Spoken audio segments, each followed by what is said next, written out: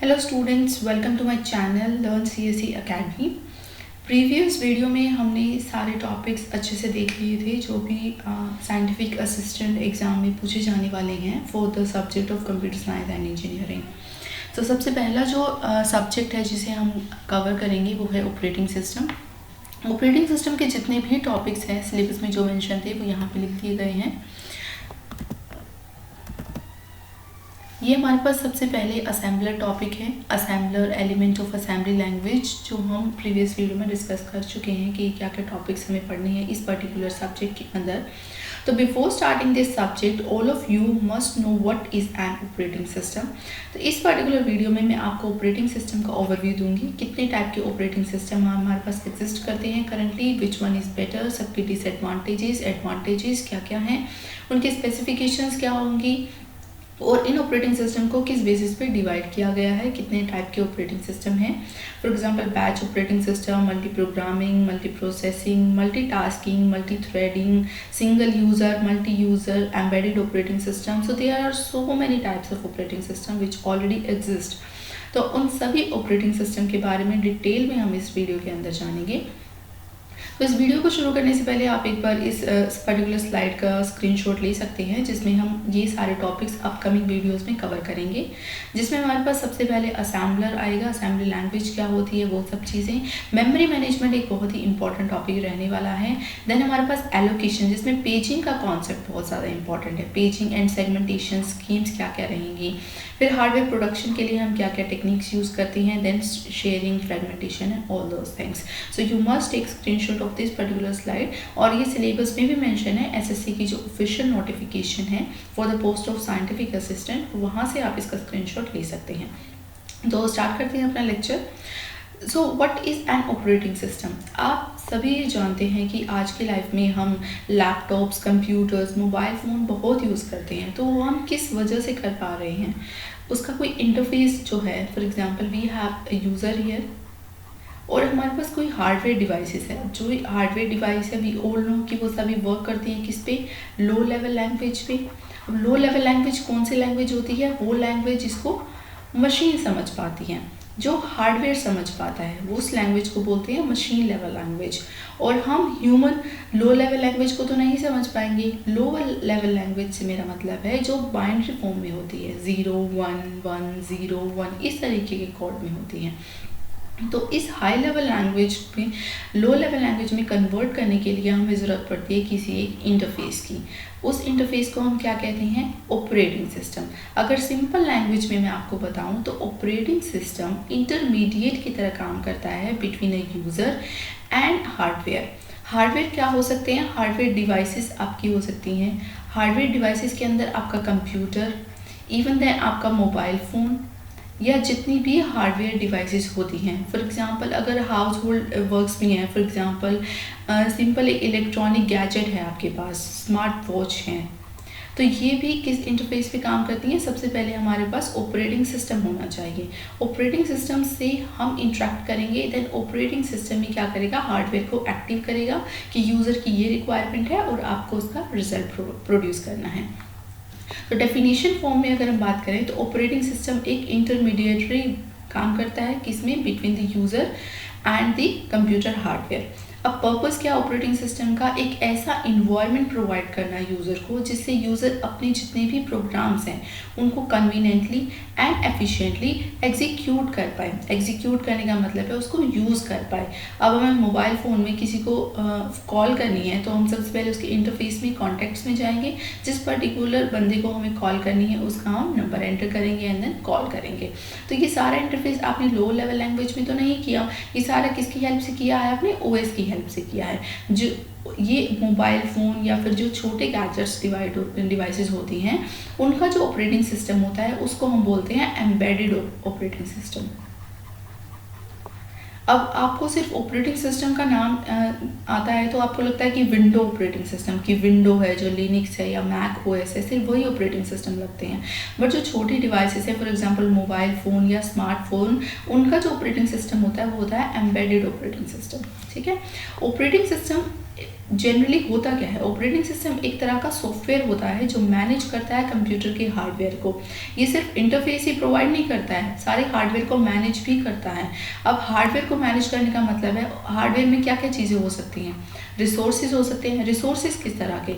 यानी कि CPU, processor हो सकता है, मेमोरी हो सकता है, उसके टाइम शेयरिंग इन्वायरमेंट हो सकता है, और पे पेरिफेरल डिवाइसेस हो सकते हैं।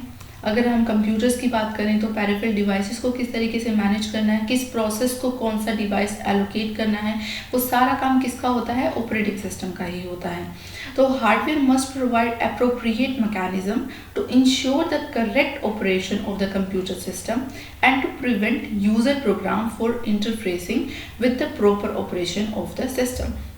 एक ओवरऑल किसी भी सिस्टम को या कंप्यूटर को चलाने के लिए हमें ऑपरेटिंग सिस्टम की ज़रूरत है। विदाउट ऑपरेटिंग सिस्टम हम किसी भी डिवाइस को इस्तेमाल नहीं कर सकते। और ऑपरेटिंग सिस्टम की फंक्शनैलिटी में इंक्लूड्स है रिसोर्स मैनेज करना, मेमोरी मैनेज करना, हार्डवेयर को मैनेज करना, अगर कोई इंटरप्ट आ जाता है तो उसको कैसे सॉल्व करना है। तो ये सारे काम किसके होते हैं? ऑपरेटिंग सिस्टम के होते हैं। अब ऑपरेटिंग सिस्टम एक ऐसा प्रोग्राम है या कॉम्बिनेशन ऑफ प्रोग्राम कह सकते हैं, क्योंकि हम ऑपरेटिंग सिस्टम को एज अ सॉफ्टवेयर ही कंसिडर कर रहे हैं, ये कोई हार्डवेयर नहीं है। तो हम कह सकते हैं कि ऑपरेटिंग सिस्टम एक प्रोग्राम है जो कंट्रोल करता है हमारे सभी एप्लीकेशन प्रोग्राम के एग्जीक्यूशन को, और किस तरीके से एक्ट करता है interface between the user and the computer hardware, जो हम लास्ट स्लाइड में पढ़ा था। अगर इसको डायग्राम की हेल्प से समझे तो यहाँ पे हमारा यूज़र एग्जिस्ट करता है। यूज़र के एप्लीकेशंस कोई भी हो सकते हैं, फॉर एग्जांपल वर्ड प्रोसेस है, या फिर हम ब्राउज़र पे कुछ ब्राउज कर रहे हैं, इवन देन अगर हमें सॉन्ग ही प्ले करने हैं तो ये सारा हम क्या करेंगे? हाई लेवल लैंग्वेज में API फॉर्म में हम इंटरेक्ट करेंगे अपने डिवाइस के साथ। देन जो भी हमारी एप्लीकेशन होगी, वर्ड प्रोसेसर के लिए हमारे पास माइक्रोसॉफ्ट ऑफिस होगा, ब्राउज़र के लिए हम क्रोम बोल सकते हैं, सॉन्ग के लिए मल्टीमीडिया प्लेयर हो सकता है। तो ये हमारे एप्लीकेशंस हो गए हैं, उनके साथ एक यूज़र इंटरेक्ट करेगा। देन हमारे पास ऑपरेटिंग सिस्टम होता है। एप्लीकेशन कभी भी डायरेक्टली हार्डवेयर के साथ इंटरेक्ट नहीं करता। आप ये देख सकते हैं कि बाई डायरेक्शन है, दोनों तरफ से ये इंटरेक्ट हो रहा है। ऑपरेटिंग सिस्टम क्या करेगा? एप्लीकेशन से रिक्वेस्ट लेगा, क्या यूज़र को क्या एप्लीकेशन चाहिए, हार्डवेयर से क्या काम कराना है, देन हार्डवेयर को सेंड करेगा जो भी कमांड होगी, देन हार्डवेयर रिप्लाई करेगा और ऑपरेटिंग सिस्टम ही आउटपुट प्रोवाइड करेगा एप्लीकेशन इंटरफेस को। Operating system concern with the allocation of resources and services. अब रिसोर्सेज क्या हो सकते हैं? हार्डवेयर हो सकता है। सर्विसेज क्या हो सकती हैं? जो ऑलरेडी मेमोरी के अंदर डेटा स्टोर है, उसको अगर यूज़र दोबारा से रीड करना चाहता है या उसमें मॉडिफिकेशन करना चाहता है तो उसकी सर्विसेज भी कौन प्रोवाइड करेगा? ऑपरेटिंग सिस्टम प्रोवाइड करेगा। अब जो सर्विसेज कौन कौन सी हो सकती हैं? मेमोरी प्रोसेसर हो सकता है, डिवाइसेस की हेल्प से, यानी डिवाइसेस को किस तरह से प्रोसेस करना है, और इन्फॉर्मेशन को स्टोर है तो उसको किस तरीके से आपको एक्सेस करना है। ऑपरेटिंग सिस्टम कोरस्पॉन्डिंगली इंक्लूड करता है program to manage these resources such as traffic controller. हो सकता है मल्टी यूज़र ऑपरेटिंग सिस्टम हो तो मल्टीपल यूज़र्स एक साथ अपनी कमांड भेज रहे हैं ऑपरेटिंग सिस्टम के पास, तो ऑपरेटिंग सिस्टम को एफिशिएंटली और कन्वीनियंटली हर यूज़र को रिस्पॉन्ड करना होगा। तो उसका टाइम क्या होगा, थ्रूपुट कितना रहेगा एक पर्टिकुलर ऑपरेटिंग सिस्टम का सभी टास्क को मैनेज करने का। मेमोरी मैनेजमेंट मॉड्यूल क्या होंगे, इनपुट आउटपुट प्रोग्राम्स क्या होंगी। फाइल सिस्टम यहाँ पे काफ़ी इंपॉर्टेंट है। फाइल सिस्टम का मतलब है कि जितनी भी रिसोर्सेज हैं उन सब से रिलेटेड जो भी फाइल्स होंगे, हम बोलते हैं ना कि हमारे डिवाइस कंट्रोलर फाइल्स हैं, या हायरार्किकल फॉर्म में हम फाइल सिस्टम को बिल्डअप करते हैं, इस तरीके से हमारे मेमोरी के अंदर फाइल्स होती हैं। अब इनका एक्सेस किसको देना है, कौन ऑथराइज्ड पर्सन है, कि सारा काम किसका होता है? ऑपरेटिंग सिस्टम का होता है। एक बहुत ही कॉमन डेफिनेशन है ऑपरेटिंग सिस्टम की, is a one program running at all times on the computer usually called the kernel. एक जब भी हमारा सिस्टम या हमारी डिवाइस ऑन होगी तो सबसे पहले क्या होता है? ऑपरेटिंग सिस्टम को लोड कराया जाता है, क्योंकि बिना ऑपरेटिंग सिस्टम के हम किसी भी डिवाइस को ऑपरेट नहीं कर सकते। With all else being application program, बाकी जितने भी हमारे प्रोग्राम्स होंगे वो सारे एप्लीकेशन प्रोग्राम्स होंगे। देन ये हमारी फंक्शनैलिटीज़ हैं जो ऑपरेटिंग सिस्टम प्रोवाइड करता है। सबसे पहले डिवाइस कॉन्फ़िगरेशन, जिसके अंदर पेरिफेरल डिवाइसेस को कंट्रोल करता है, एक कंप्यूटर को कनेक्ट करते हैं। अब पेरिफेरल डिवाइसेस यहाँ पे हो सकती हैं प्रिंटर, स्पीकर, लाइट पेन, जितनी भी पेरिफेरल डिवाइसेस जिनको हम आउटसाइड अपने कंप्यूटर के साथ अटैच कर सकते हैं। स्पीकर्स हो सकता है, एक्सटर्नल माउस हो सकता है, ये सारी जितनी भी डिवाइसेस हैं ये सारी पेरिफेरल डिवाइसेस हैं जिनको हम कंट्रोल करते हैं। ऑपरेटिंग सिस्टम इनके डिवाइस ड्राइवर को एग्जीक्यूट करता है, देन हम इन डिवाइसेस को यूज़ कर सकते हैं। स्कैनर भी एक पेरिफेरल डिवाइसेस है। देन हमारे पास आती है फाइल मैनेजमेंट, जो ऑपरेटिंग सिस्टम का बहुत ही इंपॉर्टेंट फंक्शन है। Transfer files between the main memory and secondary storage, manage file folders. अब इसका क्या मतलब है? Main memory and secondary storage के बीच में फाइल को ट्रांसफ़र करना। जब हम किसी फाइल को हमने क्रिएट किया, फॉर एग्जांपल हमने एक पर्टिकुलर फाइल को क्रिएट किया, इसको हमने स्टोर करा दिया। अब स्टोर कराने के लिए हमेशा वो मेन मेमोरी में तो नहीं रहेगी, क्योंकि मेन मेमोरी जब भी हम कंप्यूटर को ऑफ करेंगे तो वो वैनिश हो जाएगी, जो भी हमने डेटा उसमें स्टोर किया होता है। तो उस फाइल को परमानेंट स्टोर करने के लिए हमारे पास एक सेकेंडरी स्टोरेज होता है। यहाँ पे सेकेंडरी स्टोरेज की डिवाइसेस के एग्जांपल हैं, हमारे पास हार्ड डिस्क होती है। हार्ड डिस्क में हमने अपनी इस पर्टिकुलर फाइल को स्टोर करा दिया। अब इन फ्यूचर अगर हमें इस फाइल की ज़रूरत है, इन फ्यूचर अगर हम इस फाइल को यूज़ करना चाहते हैं, तो हम क्या करेंगे? ऑपरेटिंग सिस्टम को कमांड देंगे कि हमें ये पर्टिकुलर फाइल चाहिए और हर फाइल उसके नाम से स्टोर होगी। फॉर एग्जांपल ये ABC फाइल है, इस नाम से हमने हार्ड डिस्क में इस फाइल को स्टोर कर दिया। Next time when user want to read this file और want to make some changes in this particular file, operating system को कमांड भेजेगा कि हमें ये फाइल दीजिए। तो सेकेंडरी मेमोरी के अंदर जो ये फाइल स्टोर होगी उसको लोड कराएगा मेन मेमोरी में। वहाँ पे आप इस पर ऑपरेशन परफॉर्म कर सकते हैं, read, write, modification, delete, whatever you want to be, and then finally इस फाइल को वापस से सेकेंडरी स्टोरेज में स्टोर कर देगा। तो ये मतलब है transfer files between the main memory and secondary storage. Then we have memory management, allocate the use random access memory to requesting process। yes, RAM memory के जितनी भी एक्सेस होती हैं वो सारे OS के थ्रू ही होंगे। और सेकेंडरी मेमोरी को भी मैनेज करने का काम कौन करता है? ऑपरेटिंग सिस्टम करता है। इसका मतलब है किस फाइल को कितना स्पेस देना है, कहाँ पे उसको स्टोर करना है, ये सारा काम करता है कौन? Operating system. इंटरफेस प्लेटफॉर्म का मतलब है allow all computers to run other application. Interface platform allow the computer to run other applications, जितनी भी और एप्लीकेशन, क्योंकि साइमल्टेनियसली मल्टीपल एप्लीकेशंस को हम एग्जीक्यूट करते हैं एक टाइम पे, तो उन सबको मैनेज करता है operating system. Then we have major functionalities जो ऑपरेटिंग सिस्टम की हैं, वो इस तरीके से लिस्टेड आउट कर सकते हैं। First is resource management, in parallel access to operating system. We have the process management, ये इंटरनल वर्किंग होगी ऑपरेटिंग सिस्टम की जब मल्टीपल प्रोसेस होंगे। हम कहते हैं ना कि हमारा ऑपरेटिंग सिस्टम आजकल मल्टीटास्किंग है, मल्टी प्रोसेसिंग है या मल्टी थ्रेडिंग है।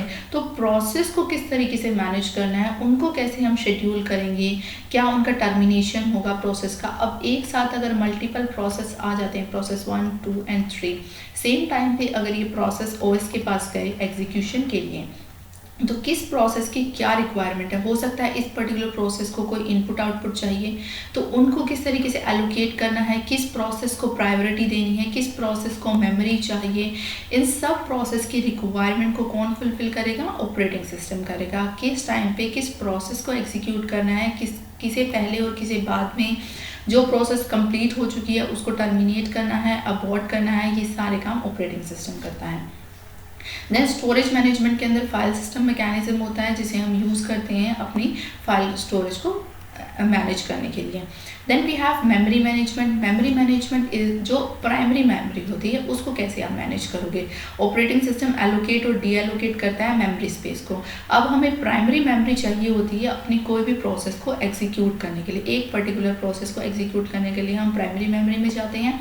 अब यहाँ पे ये मेमोरी जिस प्रोसेस के पास होगी वही एग्जीक्यूट होगा, यही मेन फंक्शन होता है। देन ऑपरेटिंग सिस्टम किस प्रोसेस को किस टाइम पे प्राइमरी मेमोरी एलोकेट करता है और किस प्रोसेस से उस मेमोरी को डी एलोकेट कराता है, ये सारा काम कौन करता है? Operating system. अब सिक्योरिटी और प्राइवेसी मैनेजमेंट, अब एक टाइम पे 2 प्रोसेस एग्जीक्यूट हो रही हैं, तो कोई प्रोसेस किसी दूसरे प्रोसेस को अफेक्ट ना करे, वो उनकी सिक्योरिटी और प्राइवेसी की रिस्पॉन्सिबिलिटी भी ऑपरेटिंग सिस्टम की होती है।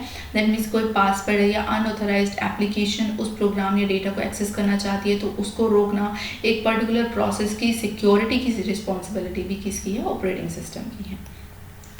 तो अगर हम इसका कॉन्सेप्चुअल डायग्राम देखें तो इस तरीके से बनता है कि कंप्यूटर हार्डवेयर होगा, देन हमारे पास ऑपरेटिंग सिस्टम उसके ऊपर एग्जीक्यूट होगा, देन हमारे पास एप्लीकेशंस, ये सारे हमारे पास एप्लीकेशन सॉफ्टवेयर्स हैं जिसमें हमारे पास कंपाइलर होगा, असेंबलर होगा, टेक्स्ट एडिटर्स हो सकते हैं, then we have the database. ये सारे ऑपरेटिंग सिस्टम मैनेज करेगा इन सब चीज़ों को। देन हो सकता है एक पर्टिकुलर यूज़र कुछ कंपाइल कर रहा हो, देन उसके लिए ये वाली एप्लीकेशन वर्क करेगी, सेकंड यूज़ में भी असेंबलर, यूज़र थर्ड में भी यूज़र टेक्स्ट एडिटर, उन सब का इंटरफेस किसके थ्रू होगा, ऑपरेटिंग सिस्टम के थ्रू होगा, एंड देन कंप्यूटर हार्डवेयर उसको एग्जीक्यूट करेगा। Then what are the various types of operating system? Operating system सभी बेसिक टास्क कर सकता है, जैसे कि फाइल को मैनेज करना, जो कि अभी तक मैंने आपको बताया है। अब इनके टाइप्स, जो मेजर टाइप्स हैं ऑपरेटिंग सिस्टम के, वो ये हैं real time operating system. Real time operating system further divided into 2 parts, soft real time and hard real time. ये हम फर्दर डिस्कस करेंगे आने वाली स्लाइड्स में। Then we have single user, single task, single user, multitask and multiple users. ये major types है operating system की। अब यहाँ पे आपने इस तरीके के लोगो बहुत बार देखे होंगे, ये विंडोज़ के या ये ऑपरेटिंग सिस्टम के लोगो आप कह सकते हो। विंडो 8 लैपटॉप कंप्यूटर्स पे वर्क करता है, लिनक्स एक तरह का ओएस है, एंड्रॉयड ये एम्बेडेड ऑपरेटिंग सिस्टम कहलाएगा क्योंकि ये एंड्रॉयड डिवाइसेस पे चलेगा। ये सारे एग्जाम्पल्स हैं किसी भी ऑपरेटिंग सिस्टम के। टाइप्स ऑफ ऑपरेटिंग सिस्टम जो आगे फर्दर हम डिवाइड कर देते हैं basic types of operating system को मल्टीपल टाइप्स में। For example multi programming batch operating system, simple batch operating system जिसमें सिंगल एक बैच बनेगा, और मल्टी बैच प्रोग्रामिंग में जिसमें मल्टीपल बैच बनेंगे मल्टीपल यूजर्स के लिए। Then time sharing operating system जिसमें हम शेड्यूलिंग का प्रोसेस यूज़ करते हैं। Then multi process operating system जिसमें मल्टीपल प्रोसेसर्स होते हैं जो मल्टीपल टास्क को एक टाइम पे एग्जीक्यूट कराते हैं। Mobile operating system which is again we can say embedded operating system, जो पाम ओएस बोल सकते हैं इसको, जो हाथ में रख के चलाई जाने वाली डिवाइसेस होती हैं उनके ऑपरेटिंग सिस्टम को मोबाइल ऑपरेटिंग सिस्टम कहते हैं। Then real time operating system again divided into 2 parts, soft and hard. Then distributed operating system and network operating system. Network operating system को हम 2 पार्ट्स में डिवाइड कर सकते हैं। एक तो हमारा होता है client server and then peer to peer. Network operating system के अंदर डिवाइसेस एक दूसरे से कनेक्टेड होते हैं, किस तरीके से वो कनेक्टेड हैं and how they can communicate with each other, वो डिवाइड है 2 पार्ट्स में, client server and peer to peer operating system. अब 1 बाय 1 इनको डिस्कस कर लेते हैं। सबसे पहला और इम्पोर्टेंट ऑपरेटिंग सिस्टम है हमारे पास बैच ऑपरेटिंग सिस्टम। इस तरीके का ऑपरेटिंग सिस्टम इंटरेक्ट नहीं करता है कंप्यूटर के साथ, डायरेक्टली हम कनेक्ट नहीं करेंगे। जैसे हमारे पास ये ऑपरेटर है, देन बीच में हमने बैचेस बना दिए जॉब्स के। अब आप ये देखिए कि मल्टीपल यूज़र्स हैं यहाँ पे, user 1, user 2, user 3 end user 4 and so on भी हैं। और हर यूज़र कभी भी किसी डिवाइस को यूज़ करता है तो वो किसी पर्टिकुलर जॉब को एग्जीक्यूट कराने के लिए ही करता है। यहाँ पे हर यूज़र की एक डिफरेंट जॉब है जो वो एग्जीक्यूट कराने के लिए ऑपरेटर को देता है। ऑपरेटर क्या करेगा, अगर सिमिलर काइंड ऑफ जॉब होंगी तो उनको एक बैच में बना देगा, अगर अलग तरीके की जॉब होंगी उनको दूसरे बैच में, यानी सेम काइंड ऑफ जॉब को क्या करेगा, बैचेस में डिवाइड कर देगा और ये बैचेस की फॉर्म में कंप्यूटर से एग्जीक्यूट कराएगा। एक बैच बना दिया, उसको कंप्यूटर को दे दिया, then computer hardware, that is computer hardware, और वहाँ से वो इसको एग्जीक्यूट करेंगे। So this type of operating system does not interact with the computer directly, कि हाँ एक टास्क आया ऑपरेटिंग सिस्टम को दिया, उसने हार्डवेयर को दे दिया, नहीं, पहले उस टास्क को इवेलुएट किया जाएगा किस बैच से ये टास्क बिलोंग करती है। And then there is an operator, यही यहाँ पे बीच में एक ऑपरेटर है which take similar jobs having the same requirement and groups take into the batches. वही मैंने आपको बताया कि सेम तरह की जॉब को एक बैच में कंबाइन कर देगा एंड देन उस बैच को कंप्यूटर्स को देगा एग्जीक्यूट करने के लिए।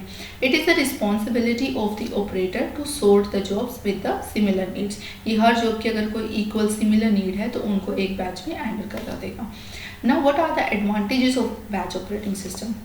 It is very difficult to guess and know the time required for any job to complete, but processor of the batch system know how long the job would be when it is in the queue. क्योंकि operator क्या करेगा, हर job को evaluate कर रहा है, तो उसे पता होगा किस जॉब को एग्जीक्यूट होने में कितना टाइम लगेगा। इसी तरीके से वो बैच को डिवाइड करता है और उनमें जॉब्स को एंटर कराता है। मल्टीपल यूज़र एक बैच सिस्टम को शेयर कर सकते हैं। इस बैच में आप देखिए ये दो पर्टिकुलर यूज़र हैं, इस बैच को शेयर कर रहे हैं, तो मल्टीपल यूज़र एक पर्टिकुलर बैच सिस्टम को शेयर कर सकते हैं। आइडियल टाइम जो बैच सिस्टम का होता है वो वेरी लेस। आइडियल टाइम मतलब जहाँ पे कोई भी काम नहीं हो रहा है। ऑपरेटिंग सिस्टम हमारा आइडियल स्टेट में तब जाता है जब उसके पास कोई भी काम करने के लिए नहीं होता या कोई भी टास्क नहीं होता करने के लिए, उस स्टेट को बोलते हैं आइडियल टाइम। और एक प्रोसेसर एक ऑपरेटिंग सिस्टम के थ्रूपुट को बढ़ाने के लिए, उसकी वर्किंग टाइम को बढ़ाने के लिए, फॉर एग्जाम्पल उसकी यूजेबिलिटी को बढ़ाने के लिए हम इस तरीके की शेड्यूलिंग का यूज़ करते हैं, ताकि हमारा ओएस कभी भी आइडियल स्टेट में ना रहे, उसका हम मैक्सिमम यूज़ करें। ठीक है, उसको बोलते हैं ideal time for the batch system is very less. तो यहाँ पे बैच सिस्टम का जो आइडियल टाइम है वो बहुत ही कम होता है। It is easy to manage large work repeatedly in batch system. अब हो सकता है कि बहुत सारा काम हो, उसको हम रिपीटेडली कर रहे हो, तो बैच सिस्टम में क्या है, उस चीज़ को करने की थोड़ी आसानी हो जाती है, क्योंकि हम बैच की फॉर्म में यूज़र्स को जो टास्क है उनको एग्जीक्यूट कराते हैं। अब इस सिस्टम की कुछ एडवांटेजेस हैं तो कुछ डिसएडवांटेजेस भी होंगी, जिसकी सबसे पहले डिसएडवांटेज है कि computer operator should be well known with batch system. Batch system are hard to debug, क्योंकि सारी जॉब को हम कंबाइन कर रहे हैं सिमिलर जॉब को, तो ये पता लगाना मुश्किल है किस जॉब में एरर आया है, क्योंकि एक बैच की फिर हमें हर जॉब को इवेलुएट करना पड़ेगा अगर कहीं पे भी कोई एरर जनरेट होता है तो। इट्स समटाइम्स कॉस्टली, क्योंकि हमें बीच में एक ऑपरेटर को भी एग्जीक्यूट कराना पड़ रहा है, बीच में उसे भी हम माउंट करेंगे, तो वहाँ पे थोड़ा सा कॉस्ट का फर्क पड़ता है। The other jobs will have to wait for an unknown time if any job fails। वही मैंने आपको बताया, अगर एक पर्टिकुलर जॉब फेल हो जाती है या कोई एरर आ जाता है तो हमें सारी की सारी जॉब्स को जो एक पर्टिकुलर बैच में है उनको इवेलुएट करना पड़ता है, इसीलिए हमारा जो टाइम है वो ज़्यादा लगता है। देन हमारे पास है time sharing operating system. Time sharing operating system एक तरह का ऑपरेटिंग सिस्टम जिसमें हमारे पास एक सीपीयू होता है, मल्टीपल यूज़र्स होते हैं। अब यहाँ पे एक टाइम पे सीपीयू किसी एक ही यूज़र को हम असाइन करेंगे। Each task is given some time to execute. Yes, कोई भी ऐसा टास्क नहीं है जो बिना कोई टाइम लगाए एग्जीक्यूट हो जाए, चाहे वो माइक्रो सेकेंड्स क्यों ना ले, पर हर टास्क को एग्जीक्यूट होने में कुछ टाइम लगता है। Each time is given some time to execute so that all the task work smoothly. अब हर टास्क को एग्जीक्यूट करने में हम क्या कर देंगे, टाइम एलोकेट कर देंगे कि इस यूज़र के पास इतना टाइम है अपने टास्क को परफॉर्म करने के लिए। नेक्स्ट टाइम हम ऑपरेटिंग सिस्टम का जो सीपीयू का एक्सेस है उस यूज़र से ले लेंगे, फिर किसी और यूज़र को दे देंगे। डायग्राम की हेल्प से समझते हैं कि यहाँ पे हमारे पास एक सेंट्रलाइज सीपीयू है, मल्टीपल यूज़र्स इसको एक्सेस कर सकते हैं, यूज़र 1 2 3 4 5। करंटली जो हमारा सीपीयू है वो असाइन किया गया है यूज़र नंबर 5 को, जिसे आप देख सकते हैं वो एक्टिव स्टेट में है। अब सेकंड टाइम पे यूज़र 6 है, वो रेडी स्टेट में है। रेडी स्टेट का मतलब है जैसे ही यूज़र 5 का टास्क कंप्लीट होगा ये वाला ऑपरेटिंग सिस्टम असाइन हो जाएगा यूज़र 6 को, और फिर यूज़र 6 रेडी से आ जाएगा एक्टिव स्टेट में, और इस पर्टिकुलर टाइम पे कोई और यूज़र हो सकता है वो रेडी स्टेट में हो, यानी अपने टास्क को एग्जीक्यूट करने के लिए रेडी हो। एडवांटेजेस क्या है टाइम शेयरिंग ऑपरेटिंग सिस्टम की, हर टाइम को each task get an equal opportunity. ऐसा नहीं है कि हर टाइम पे हो सकता है इसको 10 सेकंड का टाइम दिया गया हो तो वही 10 सेकंड का टाइम इनको मिलेगा, वही 10 सेकंड का टाइम हर किसी और। ऐसा नहीं है कि ये अपना टास्क परफॉर्म करने के लिए इसको 1 घंटा लेके बैठ गया ऑपरेटिंग सिस्टम को, ऐसा नहीं होगा। हर सीपीयू को क्या करेगा, इक्वल टाइम दिया जाएगा, इक्वल अपॉर्चुनिटी मिलेगी। Fewer chance of duplication of software. Yes, CPU idle time can be reduce, क्योंकि सीपीयू फ्री ही नहीं रहेगा, क्योंकि सीपीयू जैसे ही कोई किसी पर्टिकुलर प्रोसेस को या पर्टिकुलर यूज़र को असाइन करेगा, मीन टाइम कोई दूसरा यूज़र रेडी हो जाएगा। अब जैसे यूज़र 6 से हम कंट्रोल लेंगे तो इस यूज़र को हम इस सीपीयू को असाइन कर देंगे यूज़र 1 को, और मेन टाइम कोई दूसरा यूज़र अपने प्रोसेस के साथ रेडी होगा। डिसएडवांटेज क्या है, रिलायबिलिटी की प्रॉब्लम यहाँ पे ओकर हो जाती है। One must have to take care of the security and integrity of the user program and data communication problem की। यहाँ पे अगर हम कम्युनिकेशन करना चाहें तो वो बहुत ही डिफिकल्ट हो जाएगा, क्योंकि एक टाइम पे एक ही यूज़र यहाँ पे एक ही यूज़र के पास सारी पावर होती है। Then distributed operating system, it is one of the most important operating system और आज के टाइम में काफ़ी यूज़ हो रहा है डिस्ट्रीब्यूटेड ऑपरेटिंग सिस्टम, जो सेंट्रलाइज नहीं है। अब सेंट्रलाइज्ड ऑपरेटिंग सिस्टम अगर होता था सेंट्रलाइज्ड वे में, अगर हमारा मेन जो पॉइंट है सेंट्रलाइज वो अगर क्रैश हो गया तो पूरा जितना भी वर्किंग इन्वायरमेंट है, जो भी हमारा नेटवर्क है, वो सारा क्या हो जाएगा, फेल हो जाएगा। अब इस तरीके के ऑपरेटिंग सिस्टम रिसेंट एडवांसमेंट में यूज़ करते हैं। आजकल एक टेक्नोलॉजी काफ़ी वर्क कर रही है इस चीज़ पे, आपने सुना भी होगा ब्लॉकचेन, तो वो भी डिस्ट्रीब्यूटेड वे में काम कर रही है कि हर यूज़र के पास जो भी नेटवर्क का पार्ट है, हर डिवाइस के पास क्या है, इक्वल पावर है और यहाँ पे ट्रस्ट इश्यूज नहीं है क्योंकि ये ट्रस्टलेस है। ठीक है, अब डिस्ट्रीब्यूटेड ऑपरेटिंग सिस्टम के कॉन्सेप्ट में पढ़ लेते हैं, क्या मतलब है डिस्ट्रीब्यूटेड का। Involved computer technology and are being widely accepted all over the world and then too at a great pace. Yes, ये हमने इसका एग्जांपल भी देख लिया, ब्लॉकचेन एक एग्जांपल है डिस्ट्रीब्यूटेड इन्वायरमेंट का। Various autonomous interconnected computers can communicate with each other using A shared communication network. अब जो प्रीवियस हमारे पास ऑपरेटिंग सिस्टम था, जो टाइम शेयर ऑपरेटिंग सिस्टम था, उसकी डिसएडवांटेज क्या थी, यही डिसएडवांटेज थी कि कम्युनिकेशन नहीं हो पा रहा था अच्छे से। उसको इम्प्रोवाइज़ किया है with the help of distributed operating system. Distributed operating system हमें एक वे प्रोवाइड करता है कि हम कम्युनिकेट कर पाएँ। कम्युनिकेट कौन कौन, जो डिवाइसेस हैं आपस में, वो कम्युनिकेट कर सकते हैं। जो भी अगर मैसेज पास करना है तो वो आपस में कर सकते हैं with the help of this particular environment. इसको भी डिवाइड किया गया है दो पार्ट में, मल्टी प्रोसेसर्स हो सकते हैं और मल्टी कंप्यूटर्स। अब इनका क्या डिफरेंस है वो देखिए। सबसे पहले हमारे पास आता है पैरेलल आर्किटेक्चर। पैरेलल आर्किटेक्चर में क्या होगा, हमारे पास सीपीयू होगा, हर सीपीयू की अपनी कैश मेमोरी होगी और एक इंडिविजुअल मेमोरी होगी। यहाँ पे हमारे पास एक मेमोरी है जिसको सारे सीपीयू क्या करते हैं, एक्सेस करते हैं। ये होता है पैरेलल आर्किटेक्चर की multiple CPU, they have their own cache, no problem, but they can access this memory because they are in the parallel architecture form. Whereas in distributed architecture में क्या होता है, हर हमारे पास सीपीयू होगा, उनकी इंडिविजुअल मेमोरी भी होगी, कैश के साथ उनकी इंडिविजुअल मेमोरी होगी जो लूजली कपल्ड होंगे, प्राइवेट मेमोरी होगी इनके पास और ऑटोनोमस होंगे। वहीं पैरेलल आर्किटेक्चर में क्या हो रहा था, वो टाइटली कपल्ड थे और वो मेमोरी को शेयर कर रहे थे। यहाँ पे हमारे पास मेमोरी शेयर करने का कोई कॉन्सेप्ट नहीं है, हम यहाँ पे लूजली कपल्ड हैं। दैट मीन्स कि एक सीपीयू कहीं पे एग्जिस्ट कर सकता है क्योंकि उसके पास उसकी खुद की मेमोरी है, but yes they can communicate with each other, क्योंकि ये कहीं ना कहीं कम्युनिकेट कर सकते हैं क्योंकि ये कनेक्टेड हैं। Manage a collection of independent computers and make them appear to the user of the system as if they were a single computer. Fine. Next we have the network operating system. These systems run on a server and provide the capability to manage data. Network operating system एक server पे execute होगा and वो capability provide to manage data, कि data को manage करना, groups बनाना, security और applications कैसे एग्जीक्यूट होंगी, नेटवर्क के क्या फंक्शंस होंगे, वो सारे कौन देखेगा, जो सर्वर पे ऑपरेटिंग सिस्टम होगा वो सारी चीज़ें करेगा।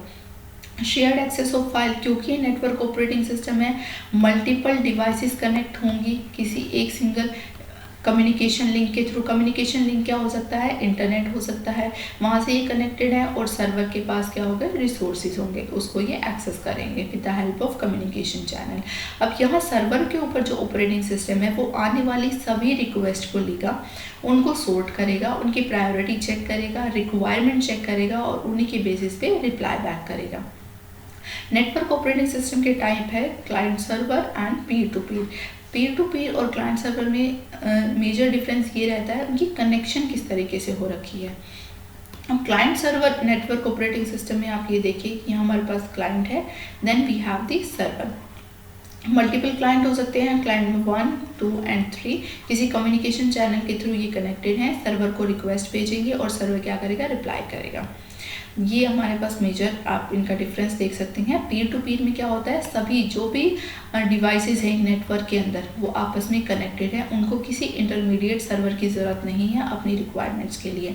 वो अगर किसी और for example this A PC want to communicate with this PC with B, they can directly share. There is a shared communication link between each and every computers who are part of the network. They can share the resource, they can share the cost, they can share the benefit इस particular system के पास अगर कोई resource है, they can share with the other PC and they can communicate directly. There is no need for any centralised server. Whereas in terms of client server network, there is client 1, 2 and up to so on. There are clients and there are server. Client send the request with the help of any communication channel or hub, and then particular hub send the request to the server and server send the response. Then server check their auxiliary storage. Yes, there is a file. For example, this particular client want to access ABC file, and this client send request to the centralized hub, and centralized hub send this particular request to the server that this particular client is want to access this ABC file. Then server check this into the auxiliary storage, and if that file exists, then server respond back that yes, this is a file and you can access this if this client is authorized person of the network. Runs client program, whereas the other clients as well connected with the server with the help of intermediary hub. Then we have some important terminologies. For example, we have batch processing. In batch processing system is a real-time operating system design for batch processing. जो हमने पहले पढ़ा था वो same चीज़ है. Batch processing कैसे काम करती है?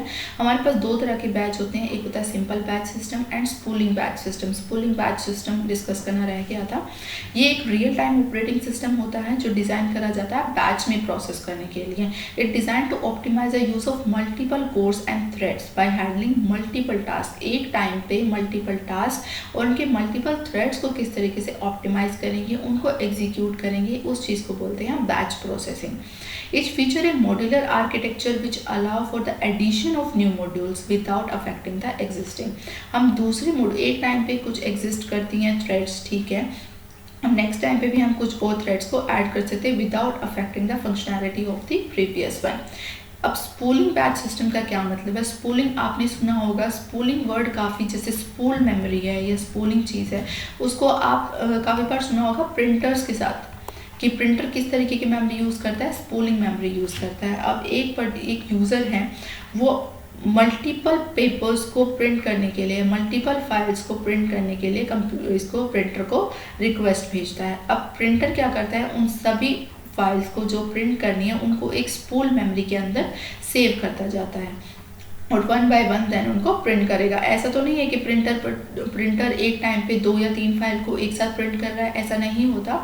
तो अब यूज़र क्या करेगा, अपनी फाइल्स को ट्रांसफ़र कर देगा प्रिंटर के पास और प्रिंटर स्पूल मेमोरी के अंदर उन सभी फाइल्स को स्टोर कर लेगा वन बाय वन. तो ये कॉन्सेप्ट है स्पूलिंग बैच सिस्टम का, जहाँ पे हम स्पूल मेमोरी के अंदर अपने टास्क को स्टोर कर लेते हैं और लेटर ऑन उनको एग्जीक्यूट करते हैं.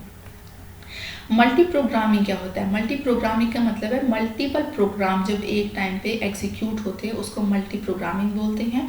जैसे वर्ड प्रोसेसर भी एग्जीक्यूट कर रहा है, ईमेल भी चल रही है, आप वेब ब्राउज़र पे कुछ सर्च भी कर रहे हो और एंटीवायरस भी आपका बैकग्राउंड में एग्जीक्यूट हो रहा है. तो इन सब चीज़ों को बोलते हैं multi programming. Then multi programming system अगर हम बात करते हैं तो उसके साथ ही एसोसिएट करता है प्रोसेस स्टेट, क्योंकि मल्टी प्रोग्रामिंग का मतलब है प्रोग्रामिंग के अंदर होती क्या है, मल्टीपल प्रोसेस होते हैं और हर प्रोसेस की एक अलग स्टेट होती है. अब स्टेट में मान लो एक प्रोसेस अभी जनरेट हुई है तो वो न्यू स्टेट में होगी. देन वो एग्जीक्यूट होने के लिए रेडी है तो वो रेडी स्टेट में जाएगी. देन रेडी स्टेट से हो सकता है उसको CPU असाइन हो जाए, देन वो रनिंग स्टेट में होगी. और रनिंग के टाइम पे अगर उस प्रोसेस को कोई इनपुट आउटपुट चाहिए तो वो चली जाएगी वेटिंग स्टेट में, जब तक उसको इनपुट आउटपुट नहीं मिल जाता. वेटिंग स्टेट से देन अगेन वो रेडी स्टेट में जाएगी एंड देन रन होगी. रन होने से वो डायरेक्टली एक और स्टेट में जा सकती है which is called block state, और सक्सेसफुली एग्जीक्यूट होने के बाद वो अबोर्ट स्टेट में जा सकती है. अबोर्ट स्टेट और exit state, that particular process is successfully executed. तो ये सारी चीज़ें इंटरकनेक्टेड होती हैं. मल्टी प्रोग्रामिंग के अंदर मल्टीपल प्रोसेस होंगे और हर प्रोसेस की एक अलग स्टेट होगी, क्योंकि मल्टीपल प्रोसेस अगर हम यूज़ करते हैं तो हो सकता है कोई प्रोसेस अभी क्रिएट हुई है, न्यू स्टेट में है, और एक प्रोसेस रेडी स्टेट में चल रही है, वहीं पर एक और प्रोसेस है जो वेटिंग में चल रही है और एक प्रोसेस है जो रनिंग में चल रही है. तो साइमल्टेनियसली ये सारी चीज़ों को ऑपरेटिंग सिस्टम मैनेज करता है कि किस प्रोसेस की कौन सी स्टेट अभी करंटली चल रही है. अब कुछ टर्मिनोलॉजी हैं जो बहुत ज़्यादा इम्पॉर्टेंट है ऑपरेटिंग सिस्टम के कॉन्सेप्ट में. जैसे सबसे पहला है मल्टी यूज़र्स, जहाँ पे 2 और more user can work with the program and share the peripheral devices, उसको बोलते हैं मल्टी यूज़र. अब हमारे पास यहाँ पे लेट सपोज 1 2 3 कंप्यूटर हैं और एक प्रिंटर है। हर डिवाइस के साथ तो हम अलग प्रिंटर नहीं लगा सकते, हम क्या कर सकते हैं, इस प्रिंटर को शेयरेबल करके हर कंप्यूटर के साथ हम अटैच कर सकते हैं। इसको हम वाईफाई के थ्रू कनेक्ट कर सकते हैं, तो ये नेटवर्क बन जाएगा मल्टी यूज़र। कि मल्टी यूज़र के फॉर्म में हमारे पास मल्टीपल यूज़र होंगे और एक रिसोर्स होगा और हम इसको शेयर कर सकते हैं। देन मल्टीटास्किंग का मतलब है मल्टीपल एप्लीकेशन एक ही टाइम पे ऑपरेट हो रहे हैं, उसको मल्टीटास्किंग कहते हैं। मल्टी प्रोसेसिंग के अंदर हमारे पास मल्टीपल सीपीयू होते हैं। यहाँ पे मल्टीपल सीपीयू बहुत ज़्यादा इंपॉर्टेंट है कि मल्टी प्रोसेस, जब हम मल्टीपल प्रोसेस करेंगे तो मल्टीपल सीपीयू चाहिए, मोर देन 1 सीपीयू होंगे जिनको हम शेयर कर सकते हैं। मल्टी थ्रेडिंग का मतलब है smaller part of program also are loaded when need by the operating system. अब मल्टी थ्रेड भी अगर हम बात करें, देयर आर 2 टाइप्स की सिंगल थ्रेड की एक प्रोसेस का सिर्फ एक ही थ्रेड है और एक होता है मल्टी थ्रेड। आप इस डायग्राम से अच्छे से समझ पाएंगे। ये रहा मल्टी प्रोसेसिंग का मतलब है कि मल्टीपल सीपीयूज होते हैं, CPU 1 CPU 1 and CPU 1 multi processing where we have the registers and associated with the cache as well. यहाँ पे मेमोरी है, इसको हमने डिवाइड कर दिया, मल्टीपल सीपीयूज बना दिए और वह एग्जीक्यूट हो रही हैं। वहीं पर मल्टी थ्रेडिंग का मतलब है कि मल्टीपल थ्रेड्स करते हैं। अगर सिंगल थ्रेड होगा तो इस तरीके से एक प्रोसेस का थ्रेड होगा जिसमें हमारे पास code, data, file, register and stack होगा। अगर इसको हमें मल्टी थ्रेड बनाना है तो रजिस्टर्स और स्टैक तो हर थ्रेड की इंडिविजुअल होगी, लेकिन मल्टीपल थ्रेड्स में थ्रेड क्या चीज़ें शेयर कर सकते हैं, कोड शेयर कर सकते हैं, डेटा शेयर कर सकते हैं, फाइल शेयर कर सकते हैं, पर हर थ्रेड का अपना रजिस्टर और स्टैक होगा। Next we have the symmetric multi processing architecture. Symmetric और एसिमेट्रिक 2 तरह के मल्टी प्रोसेसिंग होते हैं। सिमेट्रिक के अंदर क्या होगा, हमारे पास CPU 0 CPU 1 and CPU 2 multiple process हैं, एक साथ एग्जीक्यूट कर रही हैं, रजिस्टर और कैश होगा। जो हमने इस स्लाइड में चेक किया है वही सेम चीज़ है। ये this is also same and this architecture is also same. They are the example of symmetric multi processing architecture. Next we have the most important operating system. Currently we have used this so many times in our day-to-day life, which is called embedded operating system. एक operating system reside on a ROM chip, on a mobile device और consumer electronic device. अब वो क्या devices हो सकते हैं, जिसको हम Palm OS बोलते हैं, iPhone OS बोलते हैं, Google Android है, BlackBerry है, Windows Embedded CE है, Embedded Linux है and Debian OS है। ये सारे किस चीज़ के एग्जाम्पल हैं, embedded operating system के एग्जाम्पल्स हैं। अब यहाँ पे जो प्रोसेसर है सिमेट्रिक मल्टी प्रोसेसर का, उसका एक और डायग्राम है, ये बहुत अच्छा है, जिसको एम्बेडेड CS बोलते हैं हम, जिसमें सेंसर होगा, इनपुट दिया, यहाँ पे ऑपरेटिंग सिस्टम है, हमने प्रोसेस कराया, then we have the output. अब यहाँ पे सेंसर के ऊपर जो स्मॉल डिवाइसेस होते हैं ना, इलेक्ट्रॉनिक की स्मॉल डिवाइसेस होते हैं जो रिसर्च एंड डेवलपमेंट में काम आते हैं, जो भी हम नई चीज़ें डेवलप करते हैं तो उनके ऊपर हम एग्जीक्यूट करने के लिए कोई भी प्रोग्राम तो हम यूज़ करते हैं एम्बेडेड। आपने एम्बेडेड C भी सुना होगा काफ़ी, जो छोटे इलेक्ट्रॉनिक डिवाइसेस होते हैं ना, उनके फंक्शनैलिटी को हम कोड की फॉर्म में लिखने के लिए यूज़ करते हैं एम्बेडेड C को। और वही एम्बेडेड ऑपरेटिंग सिस्टम जो छोटी डिवाइसेस होती है ना, हमारी छोटी स्क्रीन डिवाइसेस होती है, उनके ऑपरेटिंग सिस्टम को डिज़ाइन करने के लिए यूज़ में आता है। सो in this particular video I have discussed all the major types of the operating system, and in the next video I will share what are the assembler and what are the use of assembler, और इस particular जो subject है उसको हम complete करेंगे इसी तरह से।